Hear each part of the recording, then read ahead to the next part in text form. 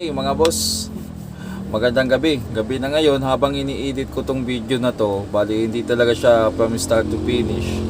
Nakapokus lang tayo doon sa pinaka-trouble niya. Bali ang video na to originally ay yung ginawa ko to nung second week ng December. At medyo nag-rush na tayo nung time na yon kasi parami na yung nagpapagawa at yung pending ko ay humahaba na rin. So nangyari sa trouble na to ay hindi lang isang trouble yung lumabas sa kanya. Parehong-pareho sila ng symptom. Minsan may sounds yung isang channel, tapos minsan naman nagpa-popping sounds. Ang nangyari dito, isa-isahin natin. Minsan tutunog yung isang channel, o kaya maghaham lang, o kaya ngungo yung tunog, tapos may popping sound. So number one dyan na naging isip ko or naging solution ko, palitan lahat ng mga potentiometer kasi 2 years ago pa nang huli kong pinalitan yun. Kumbaga ginawa ko na rin yung dati. So ang nangyari mga boss, ups and down ang nangyari dito. Yung trouble niya ay hindi lang isang section o isang sira lang o isang piyesa lang, naging marami. Or simula pa lang marami. Sa unang bukas, malakas yung kumpiyansa ko. Isang araw lang matatapos ko to. So, easy going lang ako, relax. Magpapalit ng potentiometer. 735, ang daming kalasin yan kapag magpapalit ng potentiometer. So, relax lang. Tapos, salpak uli, pakapalit ng potentiometer. Testing. Woo! Ang nangyari mga boss ay nagkaroon pa rin ng popping sounds at hindi ko agad-agad nakuha yung sira. Nagka-problema sa mga connector ng socket niya. Yung supply nagka-problema din, at yung pinakamatagal kong nahanap na inabot ako ng 3 days mahigit ay yung mismong PCB niya. Hindi ko lang na-detalye yun, pero pag tinister kasi sa tester yun mga boss, merong continuity yung unless na lang nung kiniskis ko talaga na lumabas yung pinaka problema niya. Nung naayos ko yun, doon na talaga siya tumino. Pero bukod doon, yung mga wire pag ginagalaw, nagkakaroon din ng popping sounds kasi naglulus siya eh. Babalik at mawawala yung signal, pati yung supply niya na negative 12 at saka positive 12, pati yung grounding ng signal, yung left and right papunta sa main volume ay naglo-loss din. So ang dami nangyari, kaya nahirapan talaga ako sa trouble na to, hindi ko agad-agad nahuli. So sa mga gustong matuto mag-repair at bago lang sa repair, must watch ang na to. Panoorin nyo mga boss para balang araw kung maka-encounter kayo, mas madali na sa inyo, hindi na kayo matagalan kasi meron na kayong guide or meron na kayong pagbabasihan o nagkaroon na kayo ng ideya. So yung ginugol ko na 3 araw, baka sa inyo madali na lang nyo mahuli. Kaya malaking tulong to mga boss. Tara, panoorin natin.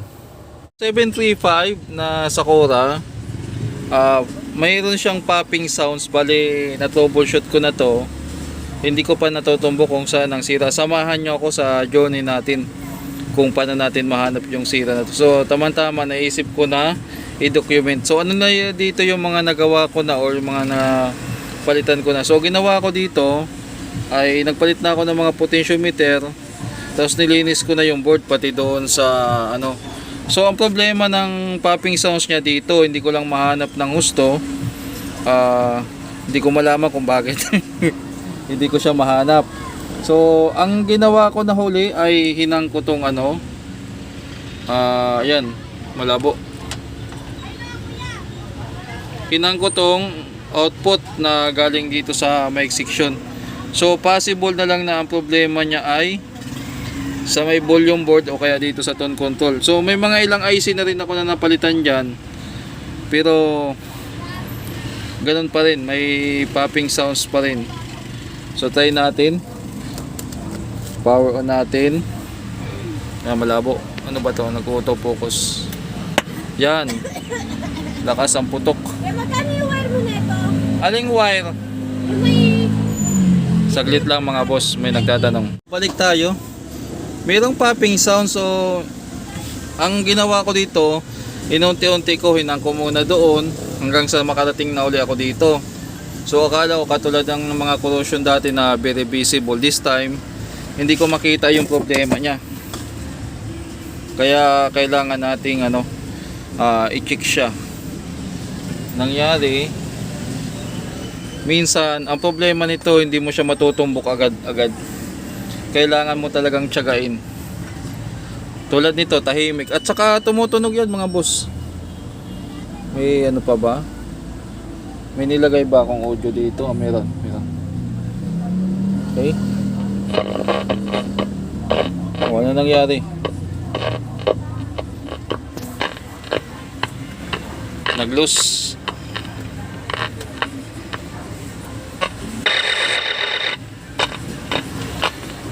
Nag-loose pa yung ano. So dito mga boss, tinisting ko, minsan pumuputok din pag ginagalaw to. So gawin natin, putulin natin to, tapos ihinang natin katulad nito na nakapix na. Huli ko na ang sira mga boss ito pag ginagalaw. Yan, tingnan nyo ha. Yan. Yan. Dito pa lang sira, pumuputok-putok oh.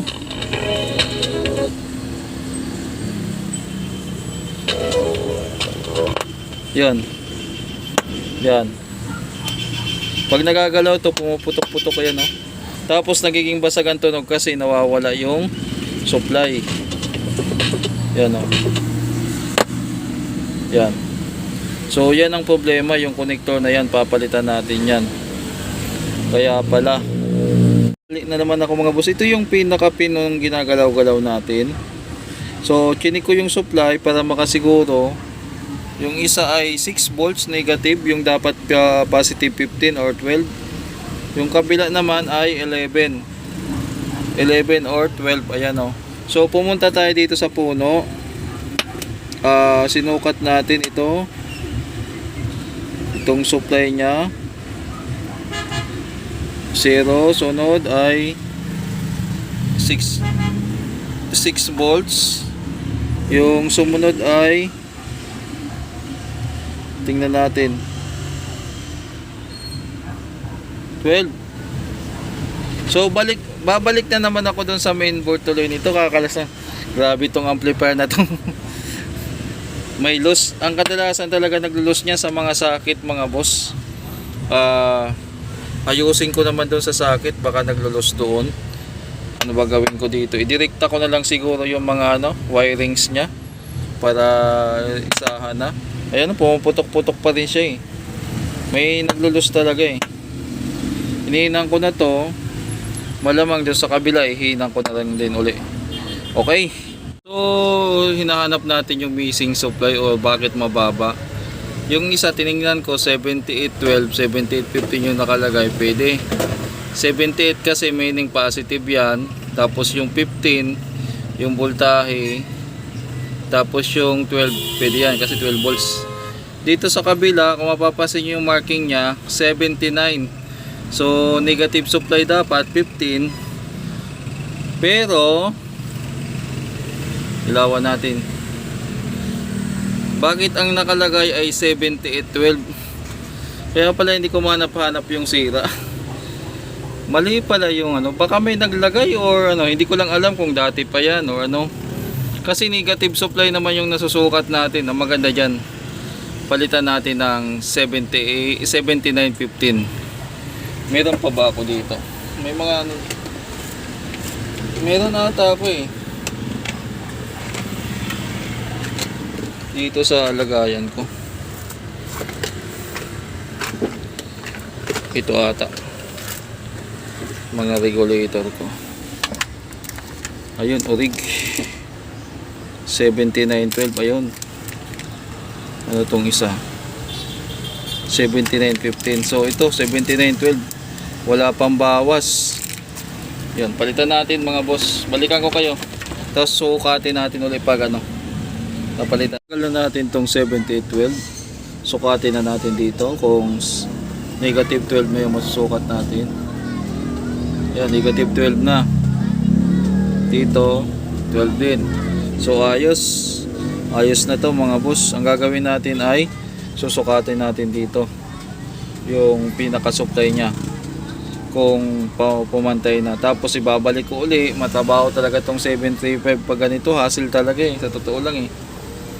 Kaya minsan umaaray din yung mga gumagawa nito. Matakaw sa oras. Development mga boss.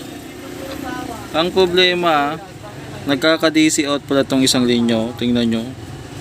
Tapos yung isa meron din.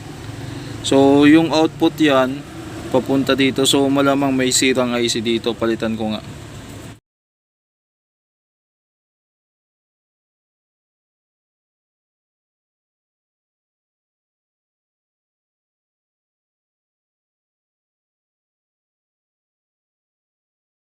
Mga boss.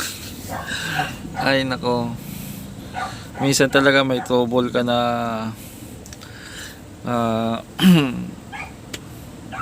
akala mo alam mo na lahat. Yung parang akala mo lahat ng trouble na encounter mo na or minsan anticipated mo na, pero minsan talaga may time na papahirapan ka or hindi ko malaman kung bakit nangyari. Inabot ako ng siyam-siyam dito. Actually naka 3 days ako dito mga boss. 3 days ko to bago ko natumbok yung sira. Pero hindi pa hanggang ngayon, hindi pa ako sure kung finally nayari ko na. So tingnan nyo naman nangyari sa board. Very mess up na siya. Ito ang sanhi kapag yung mga ginagamit na PCB ay low quality. Ngayon kasi itong mga bagong, hindi ko sa sinisiraan yung amplifier, yung brand na to.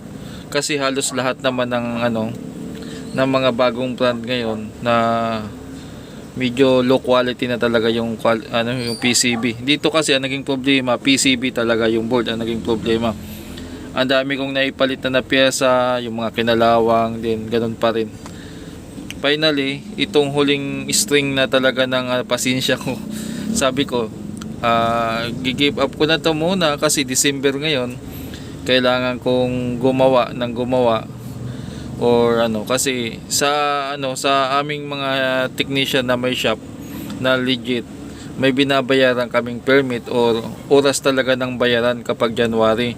Kung yung iba na pag January ay kumita ng December, pag January ay nagre-relax, ginagastos yung kinita nila, kami naman ay yung kinita namin, kaya kami kumakayod para may pambayad kami sa bayarin pagdating ng January. Yun ang katotohanan.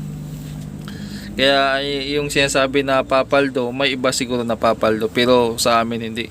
Depende pa rin sa sitwasyon yan. Ngayon, naisingit ko lang. Dito inabot ako ng 3 araw. Ang naging problema nito mga boss ay yung corrosion dyan. Yan. So hindi halata kasi ang sitwasyon yan parang ganito. Yan. Pag kiniskis mo, saka mo lang malalaman na putol na pala. Ilagay natin sa screen dyan yung nangyari. Hanggang doon, hanggang dito. Kaya may time yan na dinugtungan ko dito ng ng wire na yan. Pangit na nga lang ang itsura, pero ganun talaga mga boss. Wala tayong magagawa yan. At nakakalungkot, naubusan ako ng electrical varnish. Lalagyan ko sana, kaya lang wala na. So ngayon tahimik na siya mga boss. Tahimik na, makalas lang talaga tong 735. Tapos pero ngayon okay na. Ayan.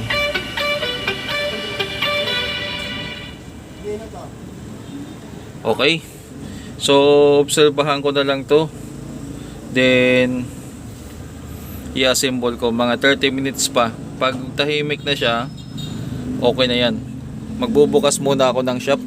Isang oras na mga boss, tumutunog to